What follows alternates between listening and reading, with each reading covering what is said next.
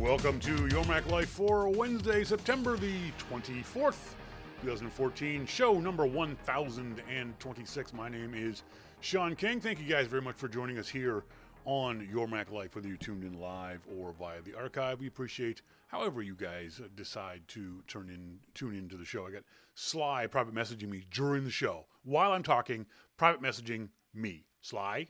Duh. I can't do anything about it. Ask MacMan. Okay? We're not going to have our good friend Jim Dalrymple on the show tonight. Aww.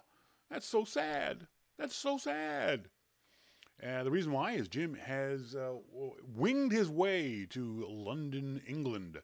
He is attending the iTunes Festival in London, England. Jealous. So jealous that he gets to go to that. That would be so cool to see. And still have never gotten any answer from anyone at Apple why they do it in the UK that way and not here in the US. I don't get it. They can do this. I don't understand. I don't know if it's an Apple Europe thing. I don't know if it's a whatever. I don't know. Anyway, so Jim won't be on tonight's show, but we still have lots and lots to talk about. We've got the iOS 8 in general, iOS 8.01. Oh my God. We've got iPhone 6 Plus stuff. We have got Bendgazi. Bendgazi? You like that? Never mind. And we got on the starting point photography segment, we've got the can your iPhone 6 Plus replace a point and shoot camera? Yes? No? Maybe? We'll talk about that on the starting point photography segment. I want to say a big thanks to the wonderful folks at the Prince George Macintosh User Group who invited me up. Actually, didn't invite me. They paid me to come up and to do a class there this past weekend, this Saturday. Did a class for, I think, 52 people up there in Prince George on the Photography Secrets Revealed in Prince George. It was a lot of fun. Had a lot of really good response from folks. The only real negative was the chairs were uncomfortable. I can't do a lot about that. That's nothing I can do about it. Sorry. But yeah, I was real happy with the response. This was not a new class, but a new way of doing the class for me. And so it was almost new to me. So I was a little bit nervous. Sorry, I take it back. I was a lot nervous. But I had a great time. Had a lovely stay at the Coast of the North Inn Hotel in Prince George, although the sheets and linen smelled funky. They used that. Have you ever stayed in like a cheap motel, like a Days Inn, like a Red Roof Inn, and they use this really harsh chemical to clean the towels and the bed sheets? Well, that was the Coast. And it was surprising because Coast hotels, are not cheap, are not low end. The room was huge. The room literally was as big as my living room kitchen here at home. The bed was lovely. It was a king-size bed. It was great, except this awful, awful smell. I also want to say thanks to the nice folks at Epson America. Epson, exceed your vision. They loaned me a EX7220 projector. And normally those kind of projectors you set up and then you have a screen for them because the screen is not pure, but the screen is white and it does color fidelity better. Well, we were able to project it right on a wall, and the wall wasn't pure white. It was like, I don't know, off-white. I don't know what exact color it was. But the color still came out really, really nice.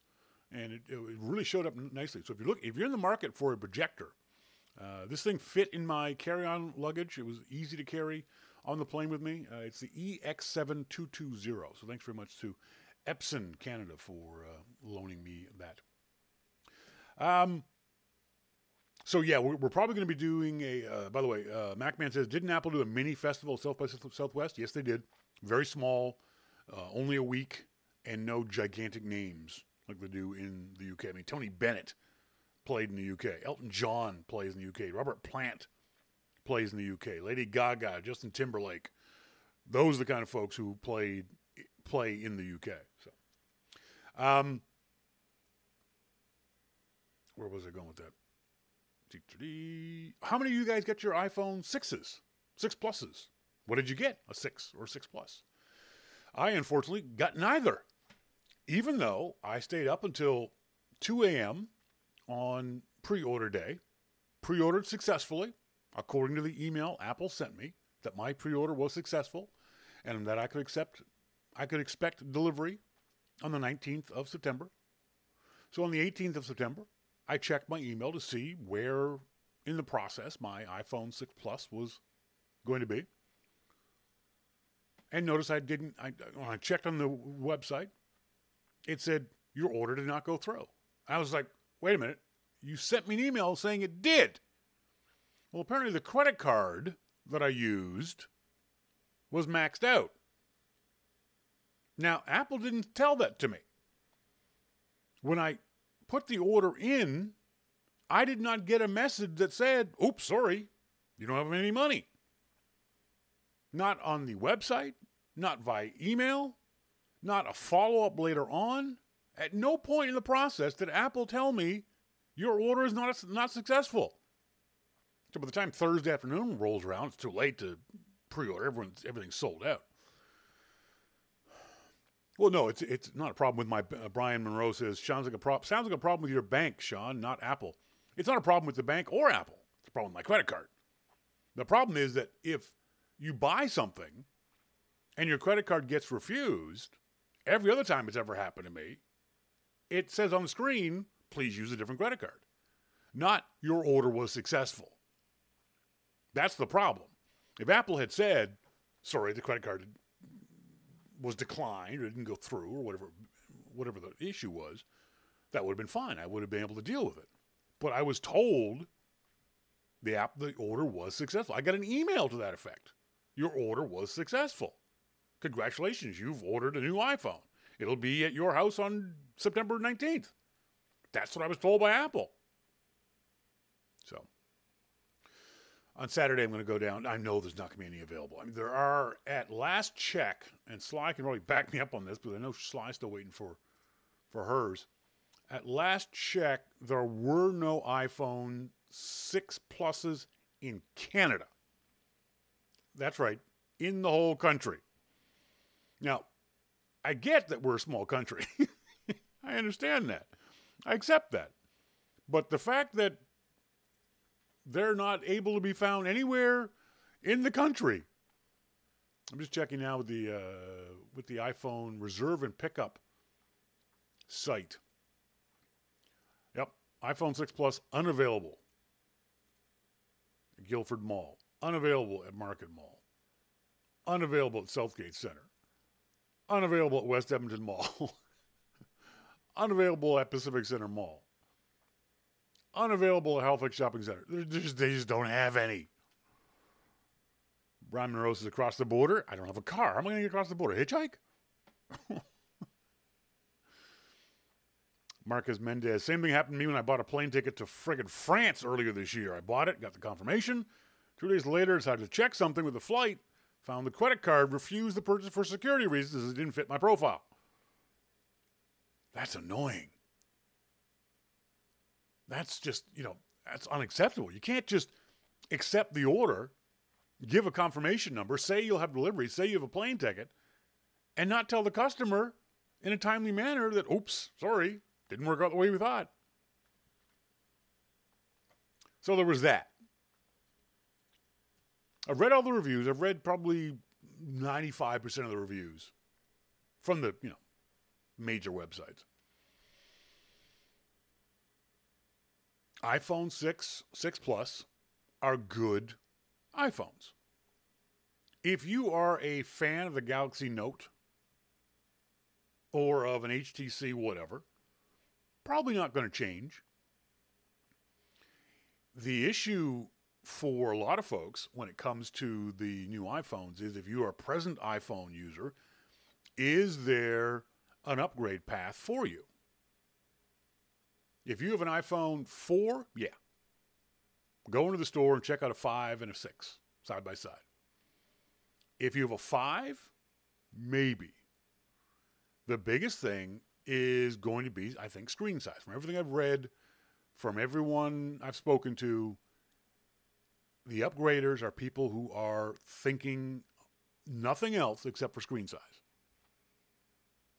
The vast majority of folks don't care. It's not a primary concern how much better the camera is. The vast majority of folks are looking at it from a screen size perspective. If you have something different or something the same, email onair@yourmaclifeshow.com. And a lot of folks are saying what Monty is saying is it's too big for my taste. Which begs the question of what's going to happen to folks like Monty and certainly others when you do want to replace your iPhone 5. There's not going to be, I can't see in a year's time Apple introducing a smaller iPhone. I think Apple will keep the iPhone 5 size and add a better camera and maybe more RAM at a lower price and that kind of stuff. But Apple's never going to go back to a 3.5-inch iPhone, obviously. But if Apple ever drops the iPhone 5, you folks who don't like the size of the iPhone 6 are screwed. Now, I haven't seen one yet. I don't even know if I will like it. I'm assuming I will. I'm assuming that I'm going to like the size of the iPhone 6 and 6 Plus. I don't know it for a fact. We're going to go in on Saturday to one of the local Apple stores and play around with it just for a little while, even if I can't buy it yet. Email if you've seen one, if you have one, email us to onair@yourmaclifeshow.com. Give us your impressions. Do you like the fact that it's a larger phone? Is there anything else about the phone that you like besides the larger screen? For the most part, it's going to work the same. Under iOS 8, for the most part, the iPhone 6 and iPhone 5 are going to work almost the exact same. The reachability thing will be different on the iPhone 6, but otherwise I think it's going to be the same. Speaking of iOS 8, I played around with that a lot over the last few days. I like it. Some interesting new features there. I love the warning that people have been giving about the screenshots, about in messages being able to take a picture, but it gets sent instantly. So you have to be careful. For you folks who are running iOS 8, if you don't know about this, go to your Messages app, and when you hold down the camera icon on the left-hand side, a new little thing pops up. If you're sending it to another person that's got iMessage. I thought it would. Hang on. What the hell? Why isn't it working? There we go. And so what it'll do is you'll see the picture pop up on the screen. And when you click on the camera or you slide up the camera icon, it will automatically send that as soon as you're finished, which is kind of scary. If you have to be careful with this stuff. That could be embarrassing. Normally I like to see how the picture looks first. I like to edit them. So it's probably best to take a picture in the camera app first and then attach it to a message. Monty says, I'd much prefer to keep the size of the 4.4S, but Shawn's right.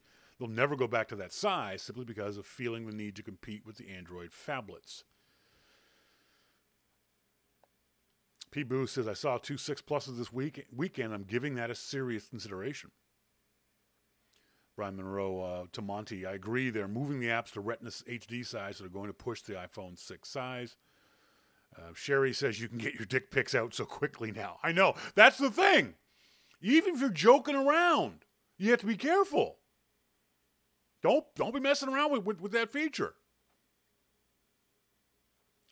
Has anyone tried the other aspect of that, which is in messages holding on the microphone, and the same kind of thing? You can record a message and then send it instantly. I haven't used that feature. It's okay. I think the awkwardness of the way you have to hold the phone and the recording makes the recording sound bad. I mean, the microphone isn't great on the iPhone to begin with, so it's not great audio quality, but it's Brian Monroe says the audio is way cool. Yes, I've tried it out. I like it for when I'm driving. Yeah, so there's perfectly valid reasons for other folks to use it. Like I said, I haven't bothered to use it. The replying to things right from the notification screen is real nice. I like that. Don't have to leave the app. If you're in Twitter and you get an iMessage from somebody, I can reply right there without having to switch apps. Haven't noticed any speed improvements. Have noticed significant battery drain, though. And a lot of folks have said, if you folks are running iOS 8, you can go to your settings feature. And then in general, scroll down to usage. And then click battery usage. Could you bury this a little further, Apple? And it will then tell you what batteries have used what amount of juice over the past 24 hours and last 6 days. And for me, unsurprisingly, it's Tweetbot over the last 6 days and iMessages over the last 6 days, which makes sense because that's the two apps I'm in the most. The problem is, as I said, Monday or Tuesday, I wanted to test this. So I put my iPhone down. Normally I charge it overnight. I plug my iPhone in overnight, and my iPad, but in this case it was the iPhone. And I left it sitting on my desk, unplugged. When I went to bed at around 11 o'clock, it was charged at 88%. When I got up the next morning at around 8 o'clock, it was down to 43%. Now, battery usage is of no help in that regard, because it doesn't tell me that some app was running crazy overnight. That's not a good sign to have it use that kind of battery life. I think it was Monty or someone else, maybe Mo, suggested restarting the iPhone, giving it a reboot. And so I tried that, and we'll see. I'll test it again to see if that fixes the issue. Brian Monroe says, so I can't text when I drive, but I can send a quick audio note. That makes sense. It reminds me of the push-to-talk on my Nextel i90C phone I used to have. Brian says, yes, the iOS battery usage feature is really nice. I'm really glad that they added it. I hope they can bring out or provide APIs for it so I can get to it much easier. Yeah, it's a pain in the butt to get to, isn't it? What other features in iOS 8 do you like? Have you enjoyed playing around with? Those are the two main ones for me. The fact that I can send notifications right from the lock screen is really kind of nice. See, one of the things is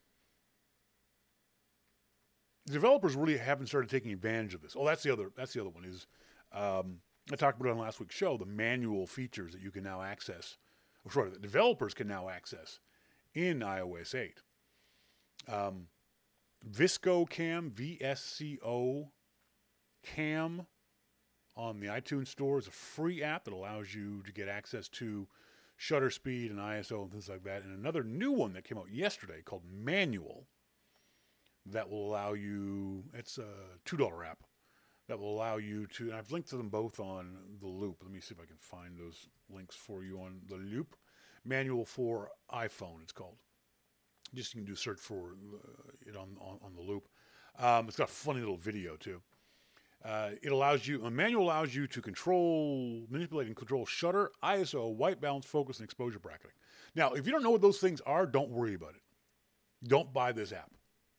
You don't have to futz around with it at all.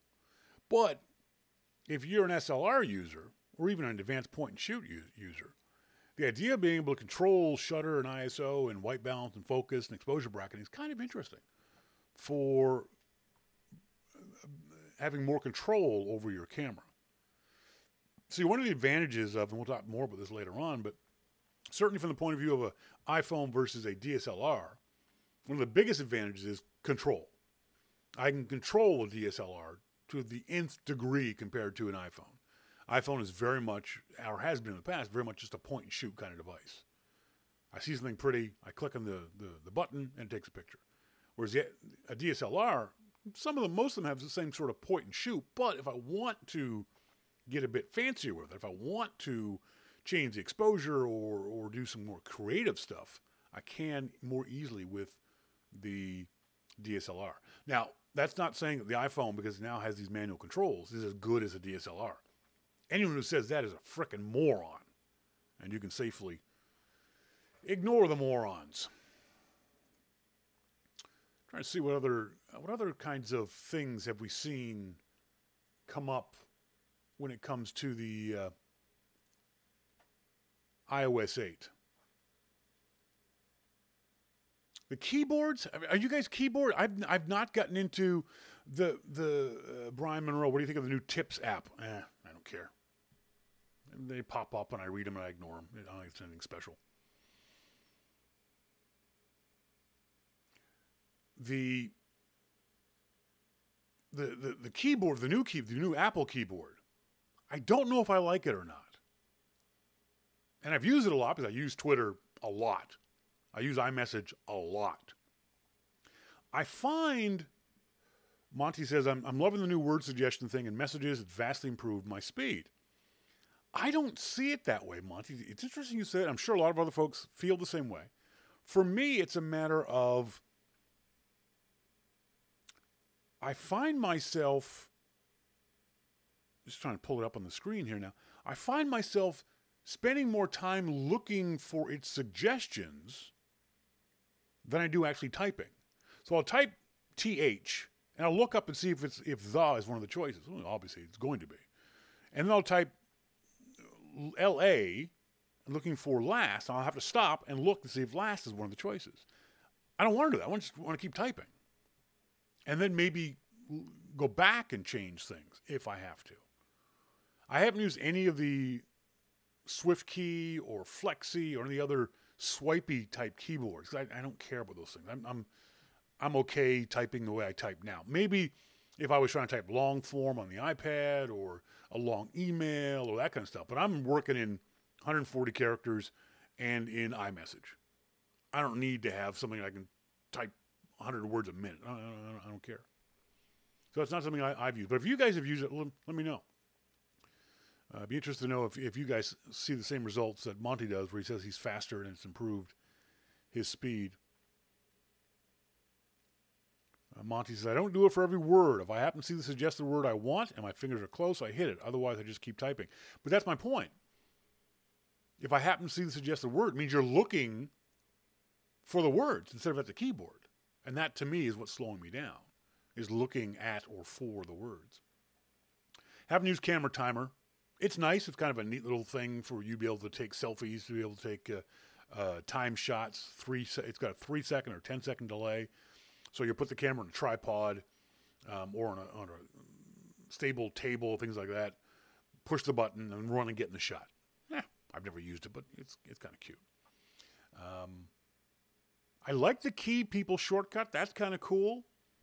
If you guys haven't seen that, it's, again, in iOS 8. When you double tap the home screen, on the top shows up your favorites and recents. So I've got JD up here, which is Jim Downpole. I can tap that, and then I can call Jim on his iPhone or his home phone, or send him an instant message. That's nice. That's kind of cool. Brian Monroe says, I like that the clock app has a live clock face on it. Yeah, so do I, but I can't use it for an alarm clock because it's too bright. I can't control the brightness of it. Even with the screen brightness turned all the way down, it's still too bright for me. But it's kind of cute. It's got the icon itself has an actual live second hand. I was as cute as happy as anyone else to see faster deletion of emails and things like that. That was good. The smarter spotlight thing doesn't do anything for me. I know it will for other folks, but for me, the only time I use Spotlight, because I've got so many freaking apps on my phone, I don't know in which of these 8 dozen folders I've got the app in. So I use Spotlight to search for apps. I don't use Spotlight to search for contacts or to search the web or to search, what are the other things that it can do? It'll do searches of contacts, of my notes, of events, of my mail. I don't search any. I've never searched any of that. I don't care. So to me, that's just clutter. I know I can turn it off. I've left it on for the time being, but I'll undoubtedly turn it off eventually. Brian says he likes the health app with built-in medical ID info. Yeah, I set that up right away. Health app, we're going to have to see until you get more apps that can use it. Apple had pulled the plug on the health app stuff, and we'll get to that a little later on. So really there hasn't been a whole lot of health app stuff that I've been able to mess around with. Time-lapse slow motion, haven't used it. But I've seen some videos of it, and it looks pretty cool.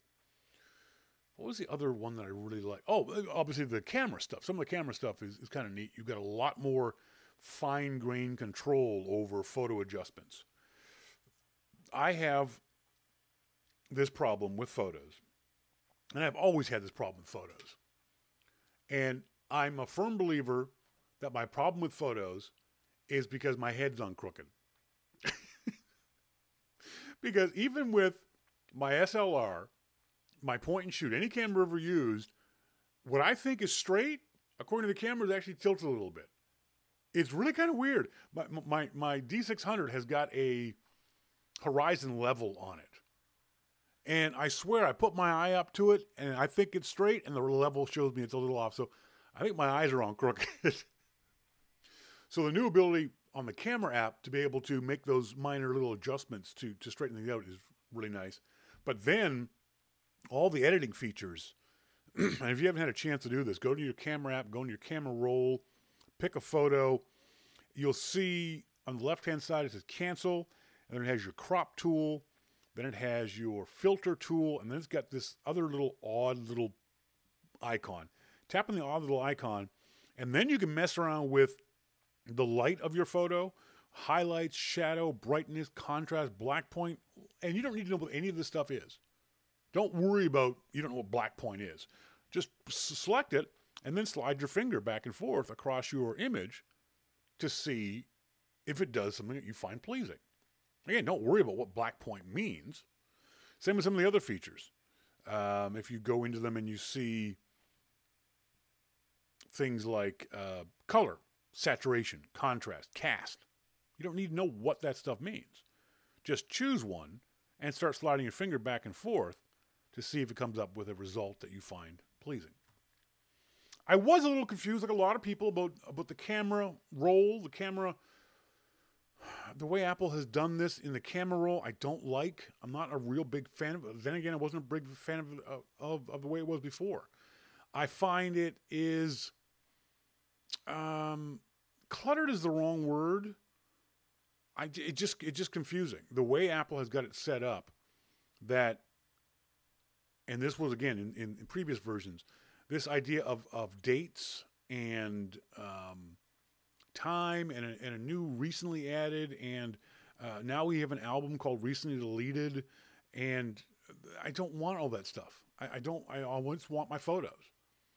Let me have my photos just in a photo form, Apple. I don't want you to put them into dates and years and collections, all kind of stuff. It's not what I want. It'd be nice to turn that off. Not something I'm really crazy about for me personally. Brian Monroe talking about HealthKit and the built-in medical ID. I can make sure the first responders have the info they need if you're in a situation where you cannot talk. But that only works if those first responders know about that. I don't know. You don't see, maybe it's just me, but I know my dad had a medical alert bracelet on his wrist the entire time I knew him because he was a diabetic. So the medical alert bracelet is real obvious to first responders. It's what one of the things they're trained to do is look on your wrist for that bracelet. If they're trained to get into your pockets and look for your iPhone, then they will. The problem is, if you're in an accident, odds are your iPhone's broken too. So I wouldn't rely on the Medic ID information.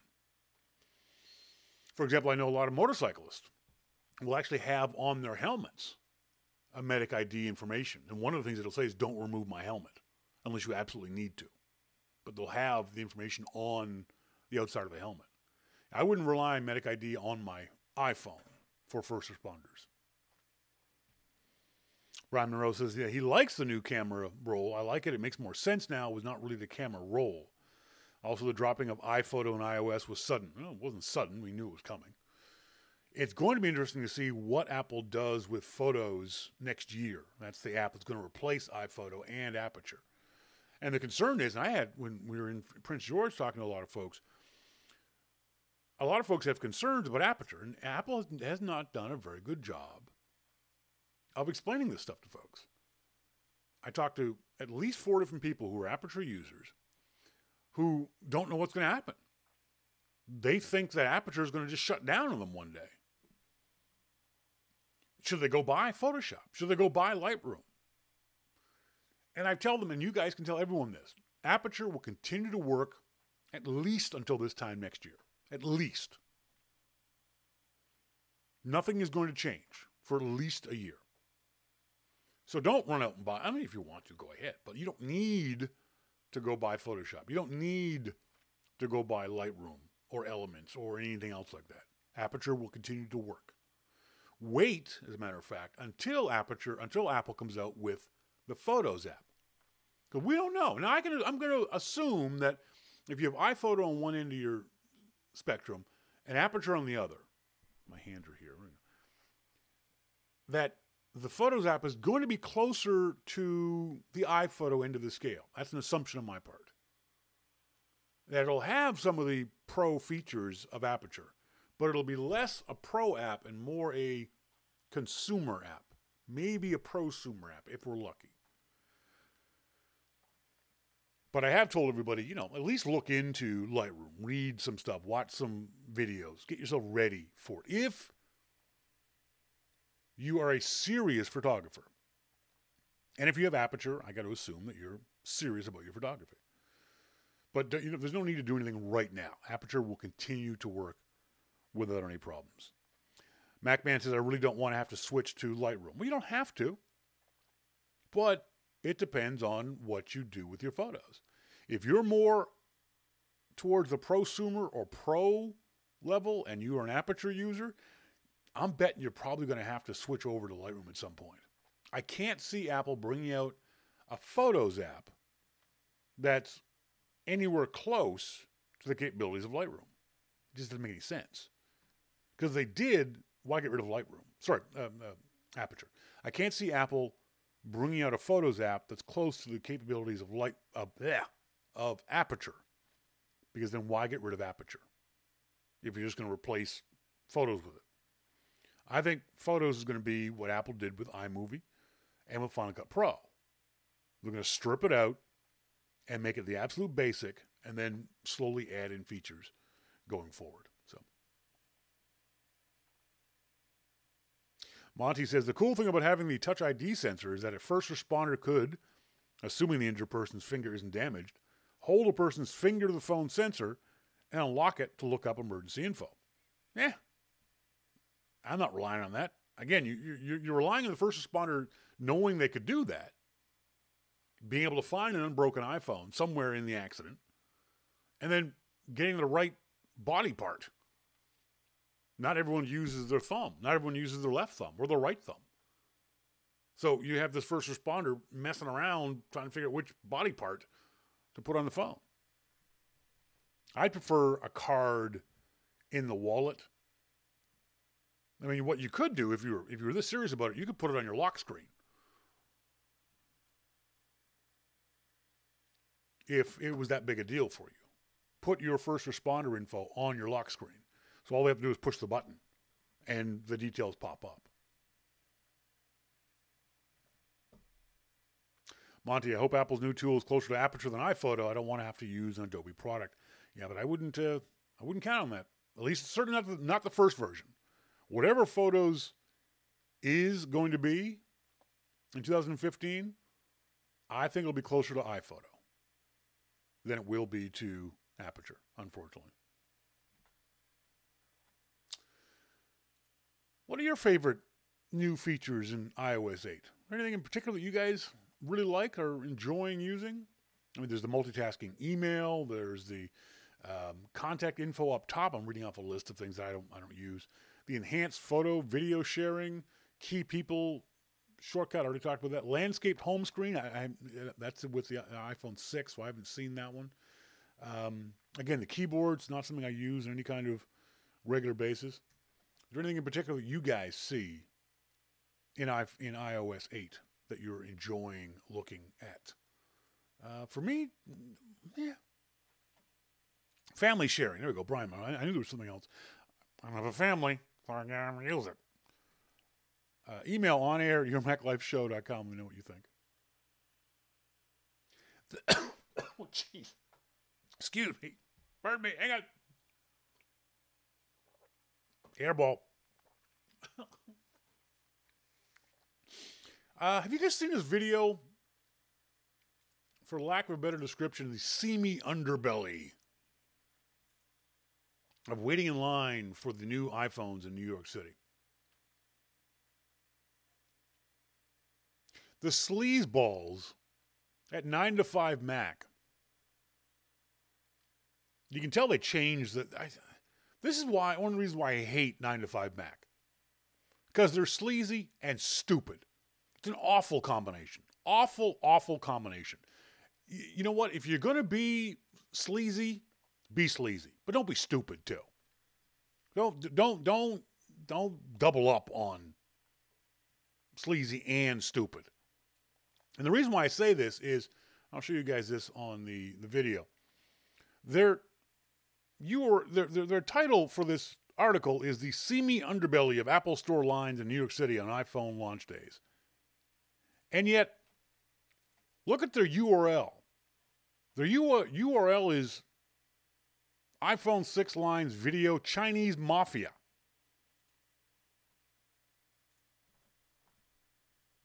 Now, is there any... I've watched that video. I'm sure a lot of you guys have watched that video. Is there any indication of a Chinese mafia in that video? Yes, everyone in the video is Chinese, but that was a choice of the filmmaker. There's no context in this. He doesn't show us how many white folks or black folks or Puerto Rican folks are in those lines. And even if everyone in the line was Chinese, so who cares? What difference does it make? Are we suddenly looking at iPhone lines by their racial makeup? Seriously? Oh, I see. It's because you think that there's some nefarious, as you describe it, unseemliness to these folks lined up outside the Apple stores, waiting to buy iPhones. Oh my God, they don't speak English. Oh, the horror.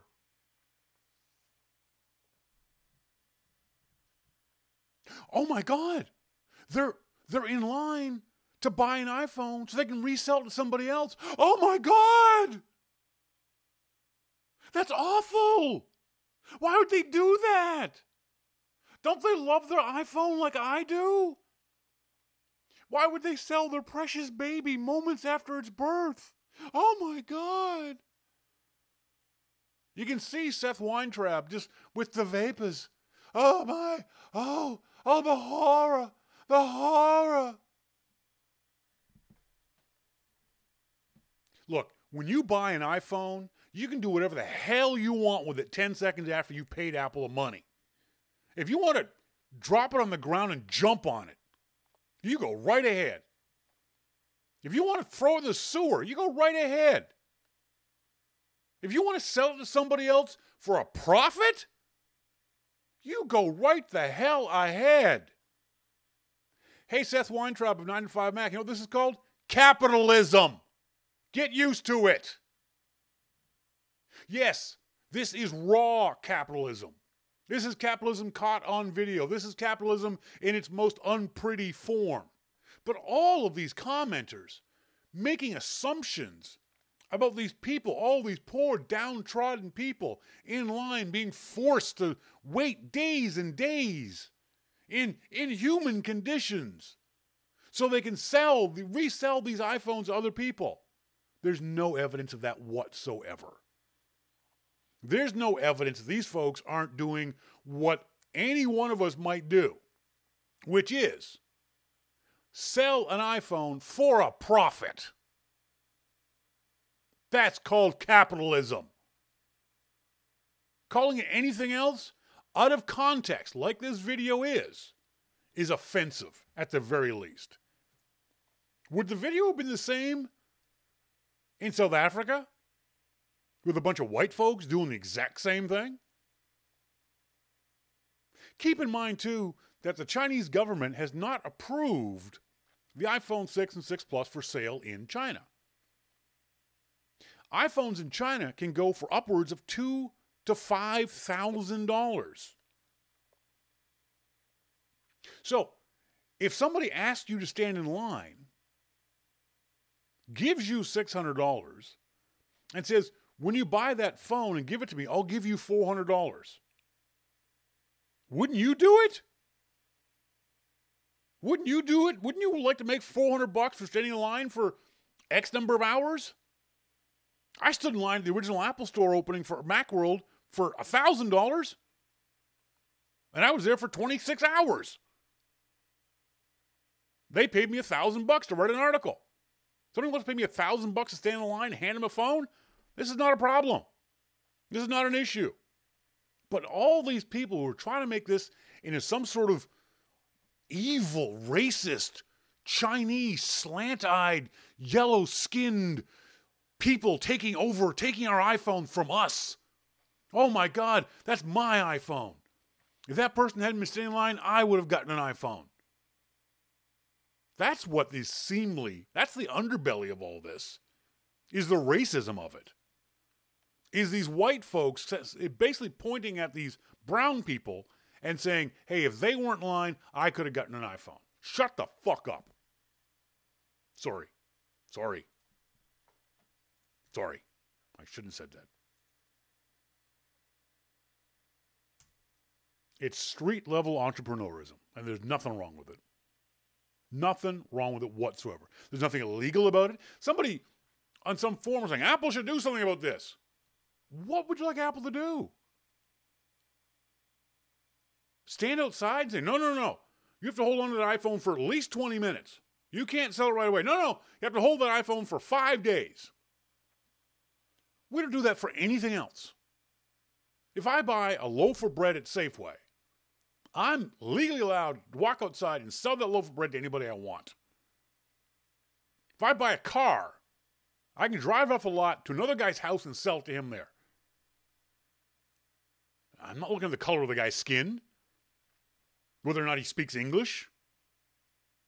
This is just a very subtle form of racism. And the subtle racism, speaking from experience, is the worst kind of racism.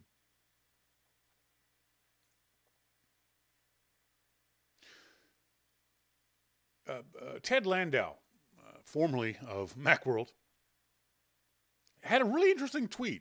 We all heard that Apple had a record number of... Oh, by the way, Recode, the Walt Mossberg, Kara Swisher website, what a bunch of sleazy clickbait whores they've become. They actually had on Recode on Friday a story that said, extra long lines for iPhone 6, but will it outsell the 5S? Well, guess what? Apple announced on Monday they'd sold 10 million iPhone 6s and 6 Pluses. 1 million more than they had of the 5Cs, 5Ss the year before.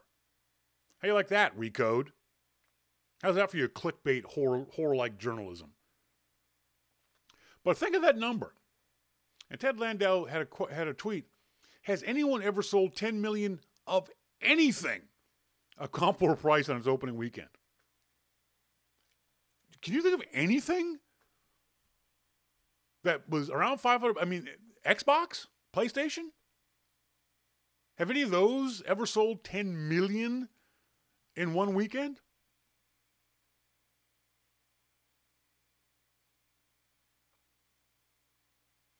Sly writes, I don't necessarily disagree with you, Shawn, but I think in the first week of launch or 2 weeks, limit it to one per person to make it somewhat fair to everyone who wants one. And if you want to buy more than one, get back in damn line. That, or make enough damn phones at launch, Sly says. Okay, first of all, to your first point, Sly. it doesn't have to be fair. This is not about fairness. See, you're such a socialist. You're such a Canadian. But it's not fair. There's no reason for this to be fair.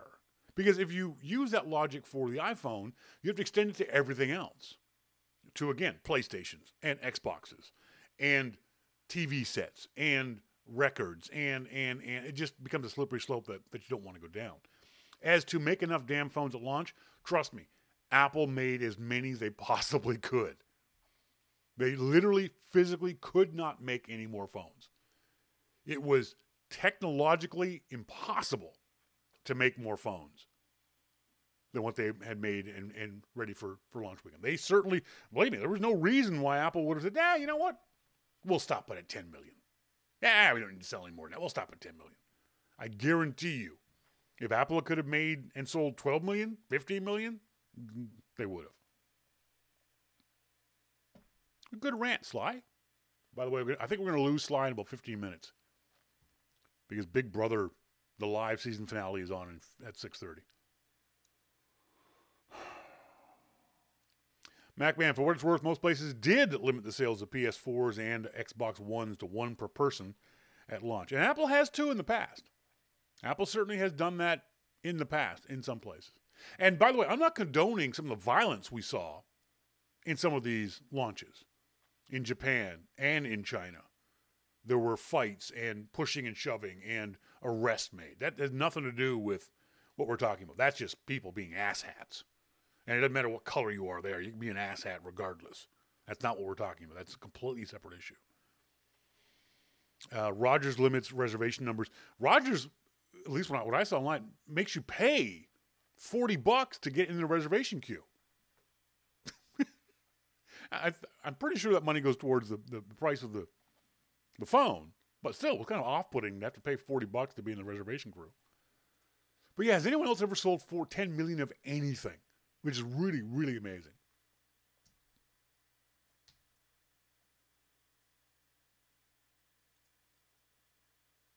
All right. Let's talk about it. The elephant in the room. Bendgazi. That's right. Bendgazi. That's what I'm calling it.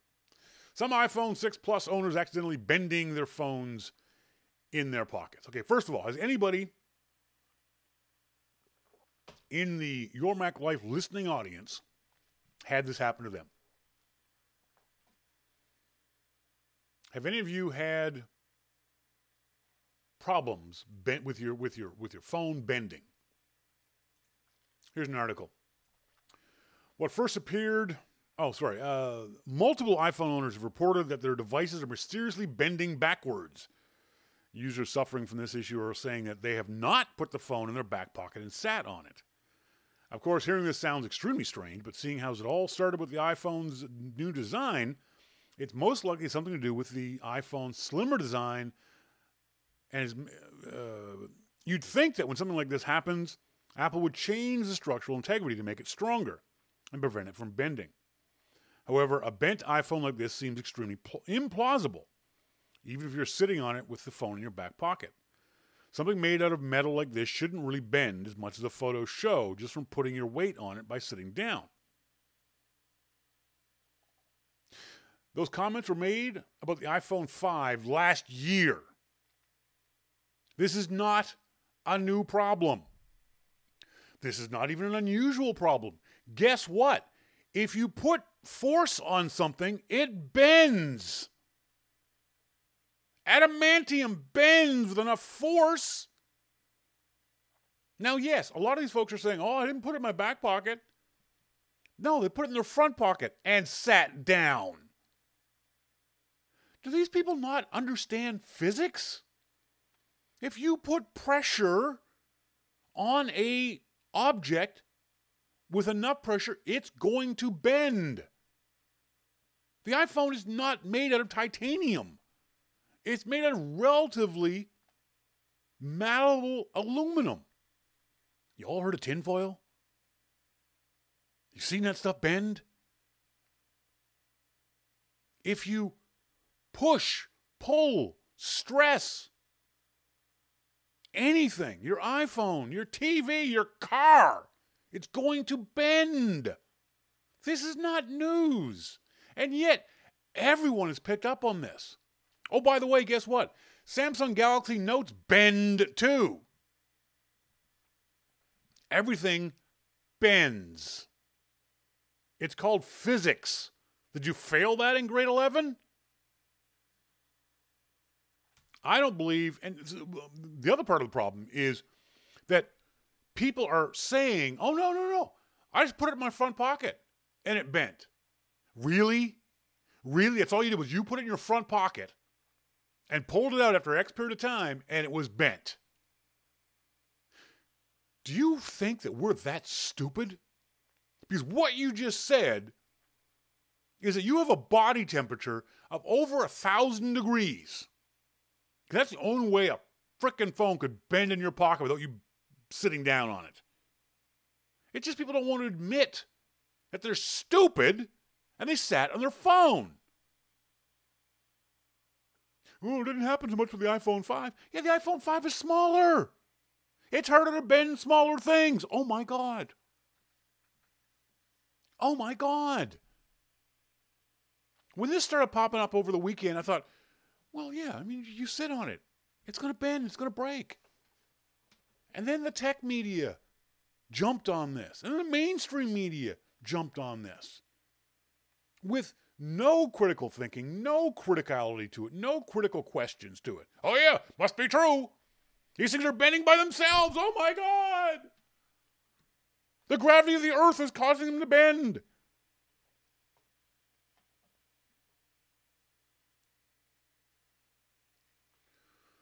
MacMan, I never took physics in high school. That might be a whole problem with your American system to begin with, dude. We don't even want to get into that. don't. Let's not get into that. But I mean, as Wired says, duh. Of course the iPhone 6 can bend if you put it in your pocket. Oh, I took AP Chem to avoid it. Okay.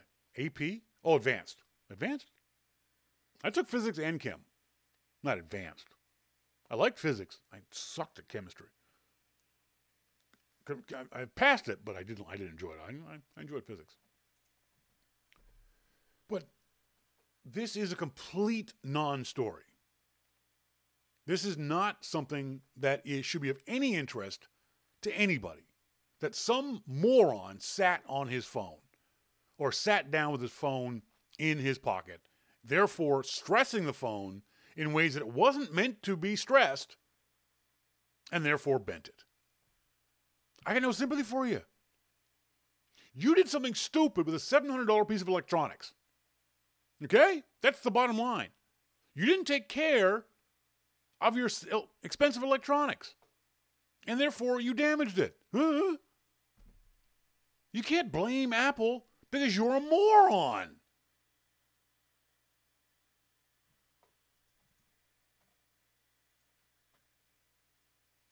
Brian Monroe, try $900 for some models. Yeah, exactly. No sympathy. But the problem is, these idiots can get sympathy from the iMores and the Cult of Max and The Verge and ABC News and BBC News. And that's where these stories get telephoned all to death. Someone tweeted to me this morning that BBC News was reporting that people were putting the iPhone in their pockets, then taking it out and it was bent. Not that they were sitting on them. Not that they put them in the front pocket and stressed them out. Simply put it in their pocket, walked around London, pulled it out, and it was bent. That's bullshit. And the BBC should never have reported it that way.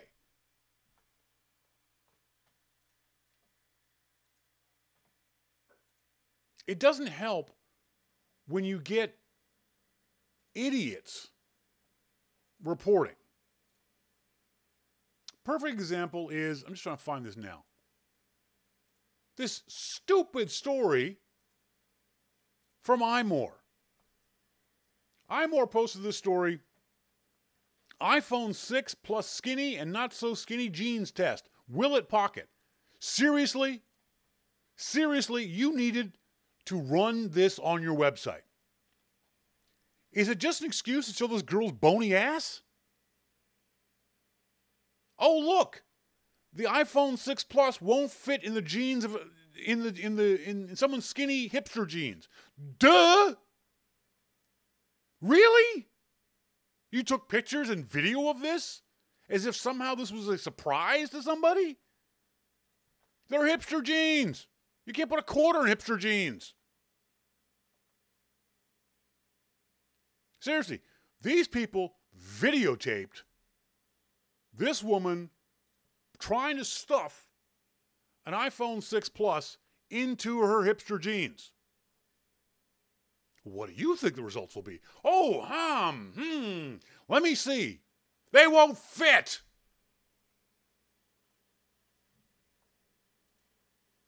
Oh, and then Rene Ritchie puts the iPhone 6 in his regular fit jeans. Oh my God, surprise, surprise, it fits. Really? You had to waste any period of time doing this. Somehow you thought this was somehow worthy of your journalism skills over there at iMore. This was somehow worthy of the effort that you put into it. Trust me, Renee, it wasn't. You did not discover anything. You did not reveal a truth to the world. Nothing that you reported on was anything less than self-evident to a 6-year-old. Big things don't go into small places. Duh! Monty, if you carry your phone in a pocket like in those pictures, you deserve whatever happens to your phone.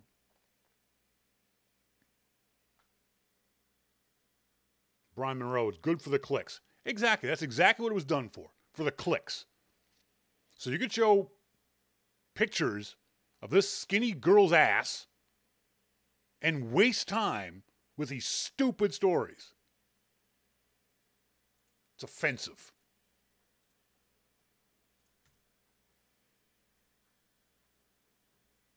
Now, that being said, some of these issues are Apple's fault. The 801 update this morning, Jesus Christ, Apple, are you kidding me?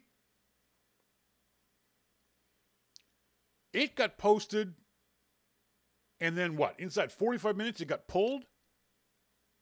With no apology from Apple? With no indication from Apple of what the problem was or why it happened?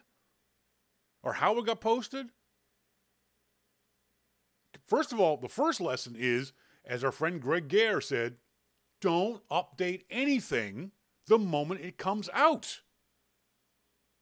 It doesn't matter whether it's an iOS update, a full version of it, a 0.1 version of it. It doesn't matter whether it's a Mac OS X update. Doesn't matter whether it's a Microsoft Office update. Don't update anything the second it comes out. Let the guinea pigs figure this stuff out for you. Now, it was a relatively minor boo-boo on Apple's part. It's embarrassing more than anything else. And it's fairly easy to revert back to a previous version. I think Apple's already posted up a fix for it. But what happened if this update had bricked your phone? That's happened in the past. Apple had an iTunes update many years ago. I want to say it was iTunes 4. That, depending on the name of your hard drive, deleted your hard drive. Huh? How you like them apples? Deleted your hard drive. That's a bad thing, kids. That's the day I learned to never update anything the second it comes out. There's no need. And yeah, someone in the IRC or someone's going to email me going, well, someone's got to do it. Yeah, but it doesn't have to be you. You're not a paid beta tester for Apple. Don't be Apple's guinea pigs. Let the 17-year-old nerds figure this stuff out before you go ahead and do it. Especially if you need these devices for work, your job, to make money, to complete a project, to do anything that adults do. Just don't do it. If we just let the nerds do this, there wouldn't be so many normal people complaining about it. It would be a non-story. But it's also partially Apple's own damn fault. They've had a bad month. A bad, bad month. First, there was the embarrassment of the Apple event video being all screwed up. Then there was the embarrassment of their store being down for 5 freaking hours when they were trying to pre-order the iPhones. Then there's the minor embarrassment of not having enough phones for all these people. iOS 8 had HealthKit issues.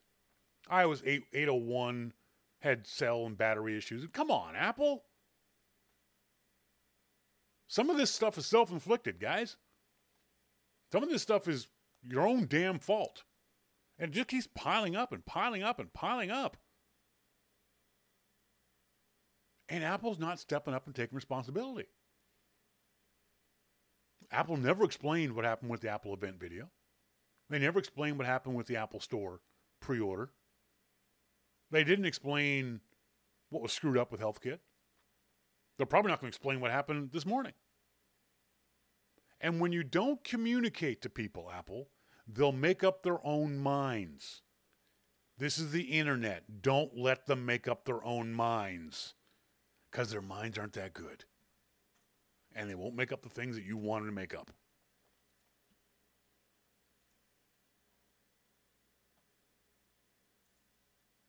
It's almost official, but the iPod is, for all intents and purposes, dead. Wired has a good article on Death and iPods, a Requiem. Hang on a second. Y'all stay right there.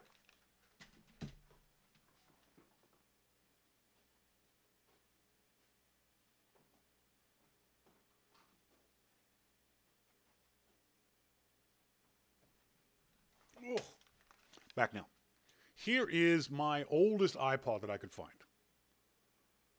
Just beat to crap. The back of it is just torn up. It's just shredded. I can't even tell you. This is the 20 gig, I think. I can't even, it's so scratched in the back, I can't even see what gigabyte it is. It doesn't even work anymore. Push the buttons, nothing happens. I love this old thing. I remember getting the first iPod from Apple. And going into the Metrotown Mall, the big mall here in Vancouver. Sly was off doing her usual shopping stuff. She would drop me off at Starbucks and then come back like 12 hours later. And not have bought a thing, which still boggles my mind. So I had the iPod, and I saw a guy, a couple chairs over in the Starbucks, and he was listening to a CD player. He had his headphones on and CD player. I walked up to him and I said, "Here, listen to this," and handed him the iPod, and didn't tell him anything about it. And I just showed him the headphone port in the top, and I pointed to his headphones and said, plug it in there. And he looked at it, and he pushed the button, and he sort of went, "Oh." And then he just sort of wiped his finger around and figured it out all by himself. Without ever knowing, seeing, I said, after I talked to him a little while, I said, do you know what this is? He said, "No, I have no clue what it is." It's really cool, though. What is it? It's the iPod. That's when I knew the iPod was going to be huge. When it was that simple for anyone to figure out. I was on a flight, and the guy next to me, you young folks may not even remember what this is. The guy next to me had a CD wallet, and he probably had 100 CDs. And what a CD wallet was, it was about that wide. It fit 3 or 4 CDs up and down, so it was however size it needed. And it had pages in it. You put your CDs, without the jewel cases, you put your CDs into these slots and these sleeves. And when you wanted to listen to an album, you flip through it. And so this guy was sitting there with his CD player, and he was flipping through. And he obviously couldn't find either the album or a song or a mood. He kept flipping back and forth and back and forth, back and forth. And then he saw me looking over at him. And he looked at me and he said, "Do you want to listen to some of this?" I said, "No." And I held up my iPad and said, I already got all that stuff. He and I had pretty much similar musical tastes, and the guy looked at me like, what do you mean? I said, well, I got that album. I got that one. I got those good songs on that album. I definitely got that one. And he was like, where? And I just told him on this. And I did the same thing. I said, here, plug your headphones into this. And I handed it to him. And he starts listening to the music. And he was blown away. It's like, all of this is on this little tiny device? He was completely amazed. The iPod was so cool. Even more so than the Walkman or even a CD player. If only because I know you can do it. You could do it in the Walkman. You could do it on the CD player. But for the most part, we listened to what the music industry wanted us to listen to on cassette and CD. Yeah, you can make your own cassettes. You can make your own CDs. But for the most part, a lot of us just bought the album and listened to it. We did that on the iPod too. We also learned very, very quickly that we could put just the songs we wanted to listen to on our iPods. Just the good songs. If we bought an album and it had 12 songs and 10 of them sucked, I could put just the 2 good songs on my iPod. And I could set it up so that they were in a particular order or genre. So I was in a mood for dance music or rock and roll or blues. I didn't have to go find my blues album and listen to just Muddy Waters. I could click my blues playlist and listen to Muddy Waters and John Lee Hooker and Buddy Guy and. It really opened up music for a lot of people. It also closed the world off a lot more too. I think much more so than the Walkman and even the CD player. Although the Walkman started that and the CD player continued it. And we see it to this day. The vast majority of people I see on public transit nowadays, and Sly, maybe you can back this up. If they have a phone out, they're listening to something on the phone. I'd say more than half of the people, if they're using any phone, iPhone or anything else like that, are also plugged into it and listening to something. Sometimes that's good, sometimes that's bad. For me, it's good because I live in a primarily Asian and primarily Chinese neighborhood. There's nothing wrong with that. I like it. People are nice. But when I'm on the bus and they're yakking away in a language I don't understand, it gets exhausting because your brain is trying to translate it. I can't ignore it. I can't turn it off. But I put on headphones. I don't listen to it. It's a lot less. I don't mind people talking on the bus, as long as we don't talk loudly. But because your brain is trying to figure out what they're saying, an hour bus ride could be exhausting. Then you put the headphones in, I listen to music I want to listen to. MacMan says he still has his original iPod, a 5GB Firewire. Sherry has her first shuffle. MacMan has his 15GB 3rd gen iPod too. 3 iPods. SS has 3 iPods. Monty, I see a woman walking every day who's carrying a portable CD player. She's old enough to be my grandmother. Monty says, since I bought the 64 gig iPhone 6, I actually have music on my phone again. I deleted all my music on my 32 gig. I needed space for other stuff. Yeah, the iPhone certainly was the death knell of the iPod. This makes much more sense than this and this. But there will still always be a place in my heart for this little guy. I will never get rid of this little guy. Like I said, even though it doesn't work, the battery's undoubtedly completely dead. I don't even know what works. I don't even know what music's on. I don't know anything about it. But it represents to me so much that I'm going to keep it. It'll be with me for a long time. Starting Point Photography. I want to say thanks very much again to the nice folks up there in Prince George, British Columbia, Canada, who came out for the Photography Secrets Revealed class up there in Prince George. Thanks very much to Vito Mori, our friend Vito, who helped set the class up, and his friend Leah King, my sister from another mother, who helped us organize things at the door, and Vito's lovely daughter, Sabrina, who also was very helpful at the door.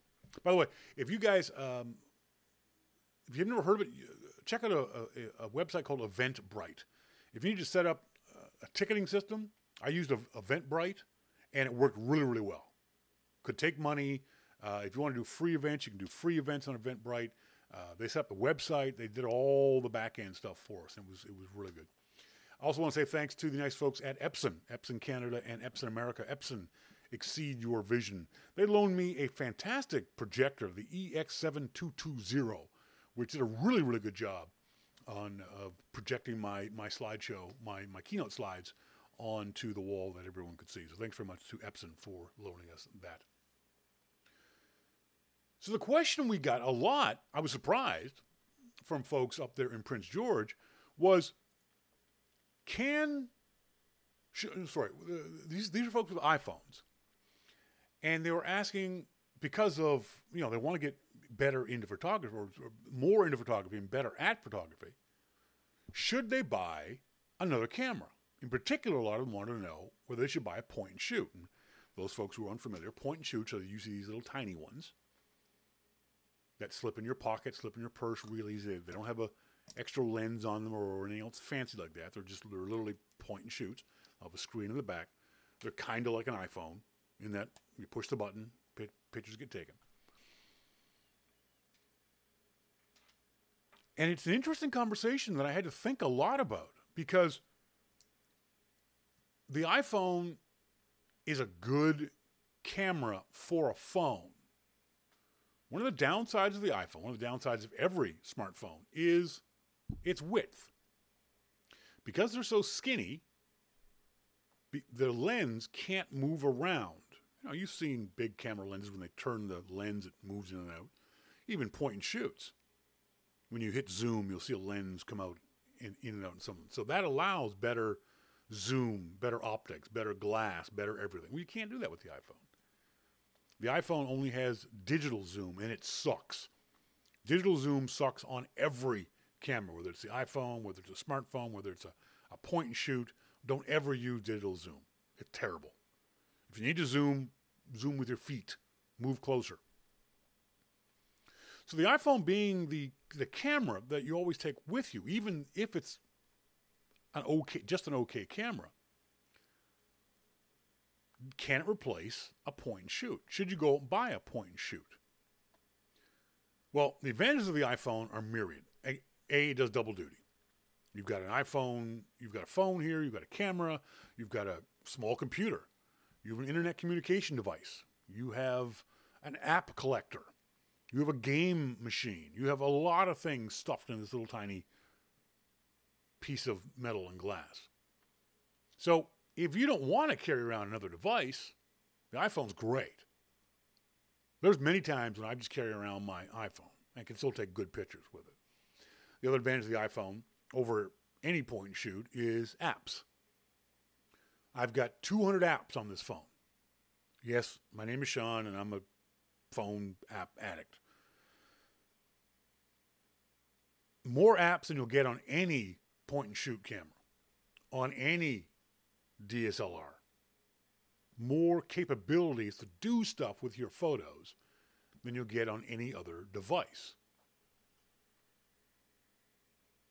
So if that's what you like to do, and I certainly do, I like taking a photo and then manipulating it, cropping it and editing it and punching up the colors or turning it black and white or doing a bunch of stuff to it. Now there are a lot of point and shoots and even things like the Olympus M1 and a lot of other mirrorless cameras that have got those kind of effects on the camera itself. They're not as good as some of the apps you'll find on your phone, though. The other advantage of the phone is after I'm finished messing with those apps, those photos in an app, I can then do something with that photo. I can upload it to Facebook. I can post it to Twitter. I can send it to family and friends. I can post it on my website if I wanted to. You can't do that with any phone. Sorry, any point and shoot camera phone. The cameras on these are getting better.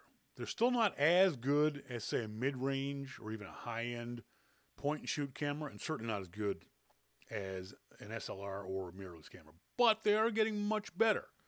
I posted up on the Loop, loopinsight.com today, a very interesting article from a lady named Lisa Bettany.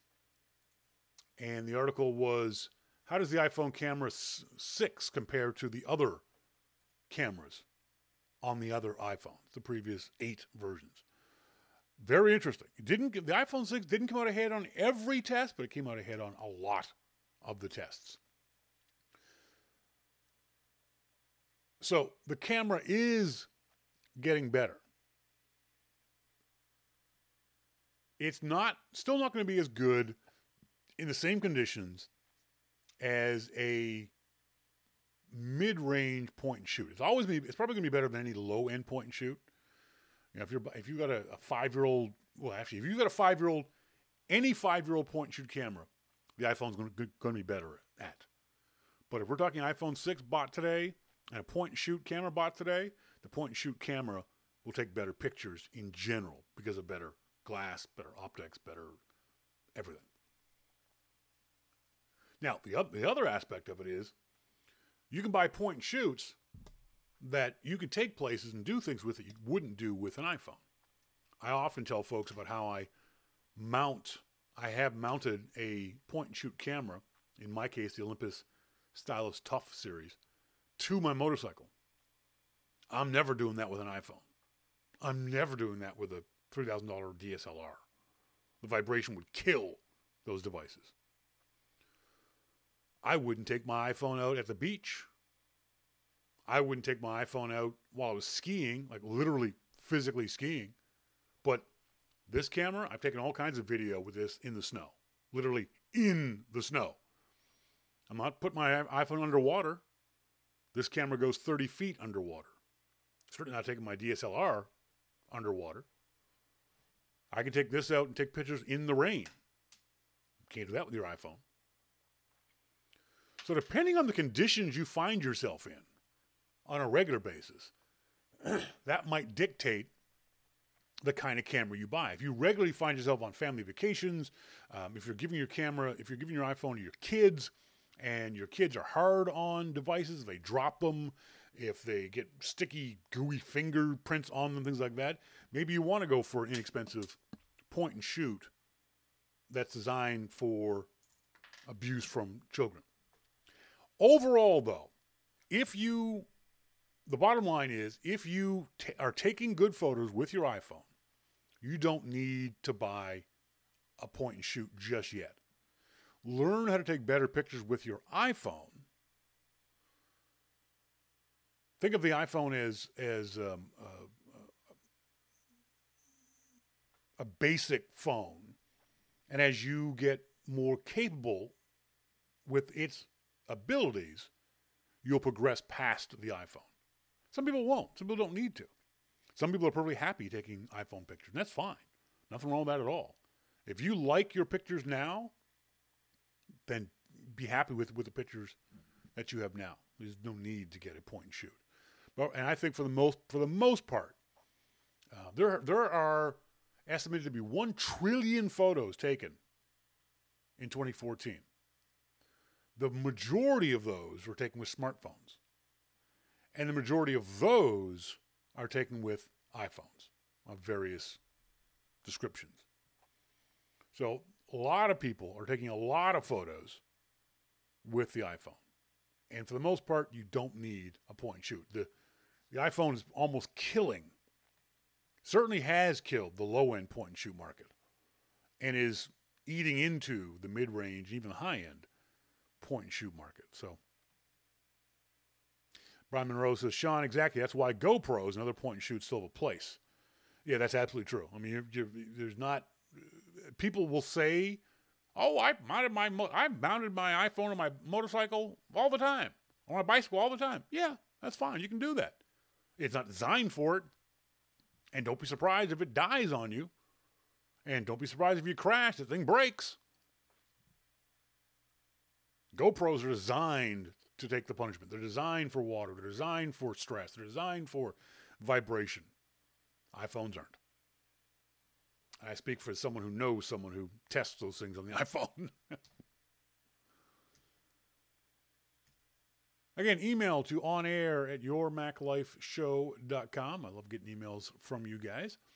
I got an email from Les Posen down there in Australia. I bought an iPhone 6, 128 gold. Look at Les. 128 gigabyte gold. Almost completely pimped out. Just walked into my telco the day after it was released and bought it on a plan.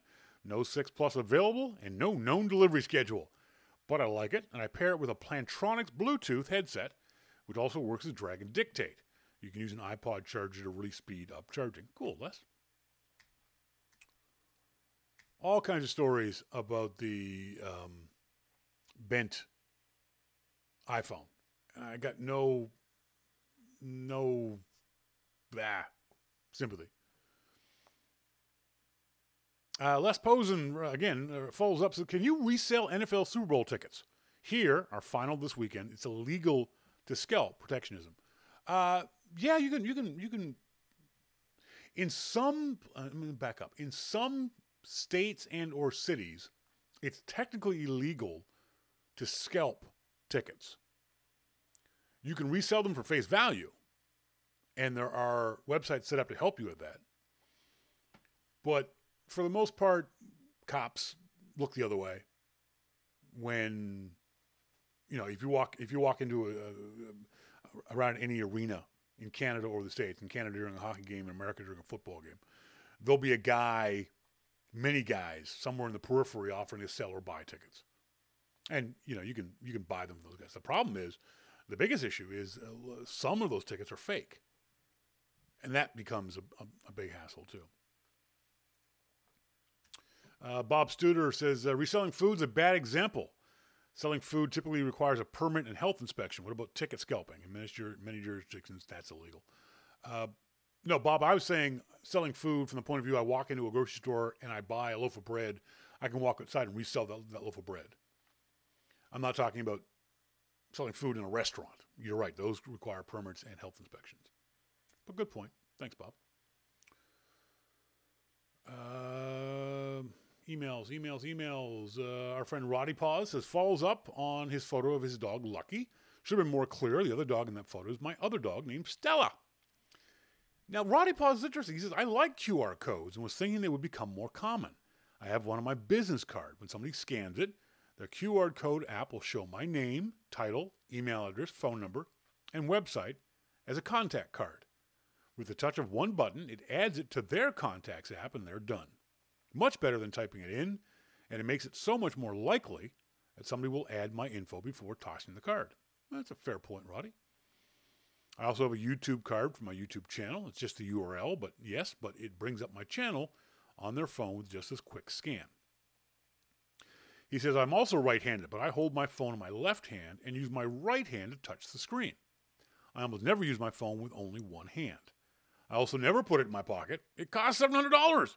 It's like I never tossed my MacBook Pro or SLR in a regular unpadded backpack. I agree with you there, Roddy Paws.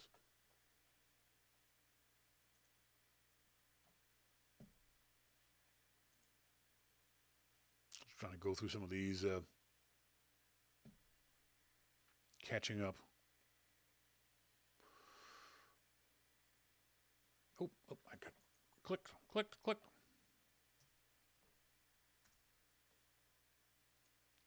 Trying to grab some of these from the.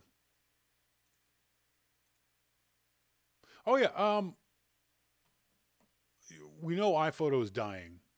I never used iPhoto. I didn't like it from the beginning. I thought it was a giant pig. But somebody points out that they don't use iPhoto to capture images off their camera. They use this app called Image Capture. A lot of folks don't even know that it's on your Macintosh. Do a search in the applications folder for Image Capture, or do a command space, and Image Capture pops up.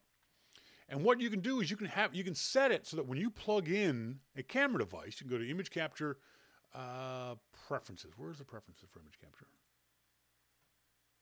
I guess something needs to be plugged in before the preferences show up. Hang on a second. Plug that in, and the phone pops up. So I can tell image capture to import the photos that it's found on my device, my camera or my iPhone.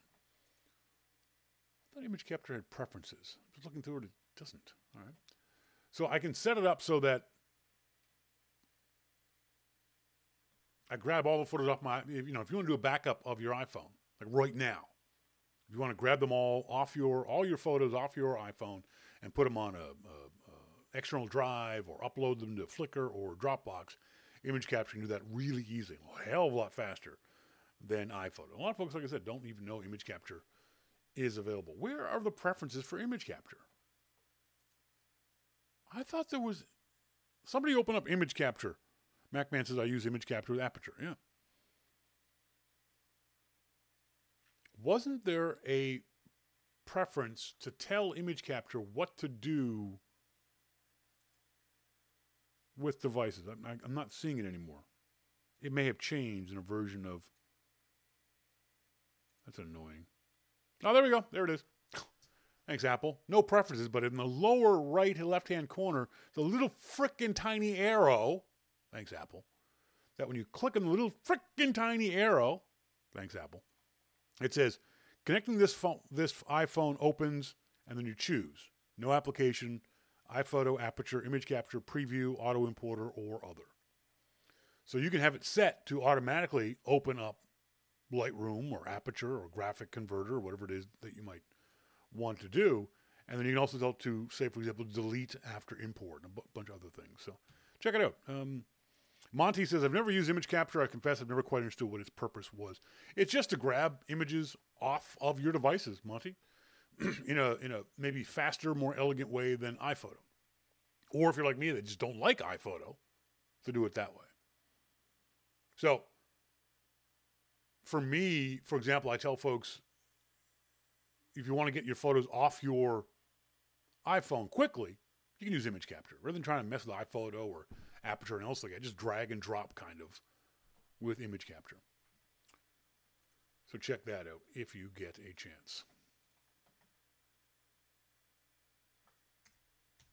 Looks like that's it. Sorry we didn't get to an Amplified this morning, folks. Jim Dalrymple was off, as I said earlier, to London, England to attend the iTunes Music Festival. He was just completely wiped and couldn't do a Amplified this evening. Plus, of the time difference, he couldn't be on Your Mac Life, too, because it's 2 o'clock in the morning there in the UK. And I guarantee that right now, at 2 o'clock in the morning in London, Jim Dalrymple is either exceedingly drunk or asleep. Either way, I don't want him on the show. It's just we don't want him around being exceedingly drunk and or asleep. People in the IRC chat room are mentioning their iPods. Do you have your iPod? Do you still have your old iPod? Send me an email to Shawn at yourmaclifeshow.com. What old iPod? I gotta get better lighting here so I can see which iPod I have. Hang on. I gotta figure this out now because I'm curious. I have to actually turn a flashlight on so I can see it. It says it's 20 gigs. This is an old 20 gig iPod. And now I'm curious to know if there's any music on this thing. I may have to dig up an old cable and plug it in and see if there's anything in there. Folks, thanks very much to you guys for joining us here on the show tonight. I appreciate it. Sly, you can go off and watch Big Brother now. Thanks for sticking with us. As always, I want to thank you guys for joining us, whether you're tuning into the archive or whether you are listening in live. Always appreciate you guys being tuned into the show. As always, until next week, I've been Shawn King, and you're listening to Your Mac Life. See ya!